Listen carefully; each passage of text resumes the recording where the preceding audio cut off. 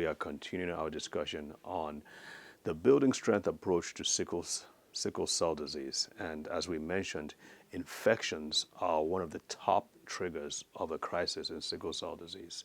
Not just of a crisis, but infections, ongoing infections that affect almost everybody. We all have to deal with in sub-Saharan Africa.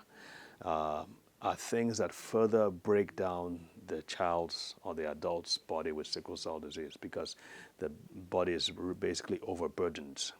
And we said that the immune system is significantly affected in people with sickle cell disease. Some of the things that we have found out, again from our research into the literature, is that there are three things that make the immune cell or the immune system depressed. One, the spleen. Most people with sickle cell disease, by the time they reach their teens and adulthood, their spleens are not functioning. The spleen is extremely important for immune function.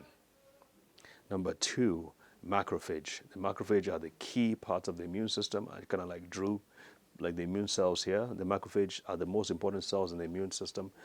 The macrophages are not functioning as well in sickle cell disease. And there's a third reason. It's called the complement system. Again, we don't want to go into details, but the complement system, which is also part of immune function, is not working like it should. So these three factors affect and cause the red blood cell to change from a normal red blood cell into a sickled red blood cell. And as you know, there are complications that arise from there. Everything sort of goes south from there.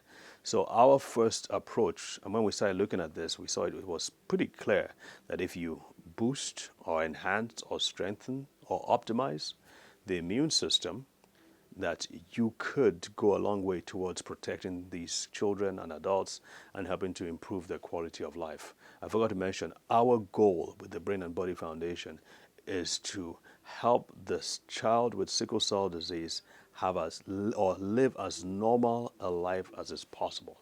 In other words, the only difference between a child or adults with sickle cell disease, the diagnosis, is that the child has to take pills.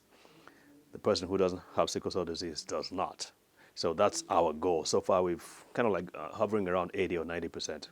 Sickle cell disease, therefore, so once we improve or strengthen the immune cells, we find out that the person with sickle cell disease improves tremendously. It's not just about crisis, but quality of sleep, quality of ability to concentrate in class, ability to go to school, ability to stay out of pain, all improve as well.